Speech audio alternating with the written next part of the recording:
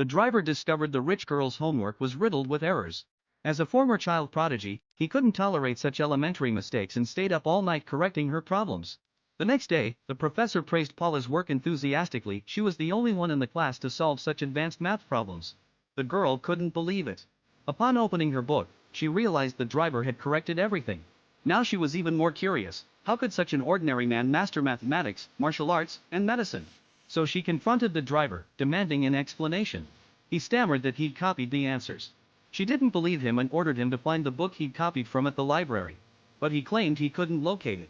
She glared at him fiercely, and he reluctantly promised to look again. Just then, Tokuhisa spotted a book on a nearby shelf. The girl approached him, demanding answers. He showed her the book and asked, "Do you know where the Snow Queen lives?" The driver was astonished, remarking that few people knew this. The girl countered, asking how he knew. He explained that he had run away from home during high school and met a little girl along the way. She desperately wanted to go to Lapland, believing her deceased mother had gone there. The driver recounted that the little girl had told him all this, unaware that the child he met years ago was none other than the wealthy young woman before him now. Paula had suffered from muscular dystrophy since childhood. After meeting the runaway driver, her life gradually brightened.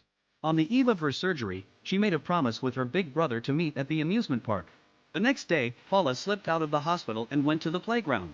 She waited in the rain for a long time, but by evening, the older brother still hadn't shown up. Paula was both thrilled and furious. She stared intently at Tokuhisa, who clearly hadn't recognized her as the girl from years ago. Without saying a word, Paula turned and walked away. DQ hurried after her, bewildered by her sudden sadness. After dismissing him, Paula walked alone through the streets. She still couldn't believe it, the person she'd longed for day and night for 9 years was her own driver. Back home, Paula pulled out the childhood sketch she'd drawn of her big brother and realized it bore a striking resemblance to DQ. She berated herself for not recognizing him sooner. The next day, the professor called on Paula to analyze her math homework on stage. Paula froze in panic. Fortunately, Daju rushed to the classroom and tried to slip her the detailed analysis report. Unexpectedly, Paula blurted out that she had copied it.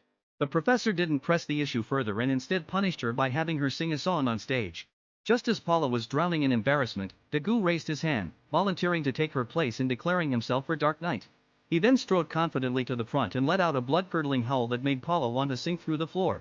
Though his singing was terrible, he had saved her from humiliation. Yet as Paula walked away, she suddenly felt a crushing tightness in her chest and collapsed unconscious by the roadside.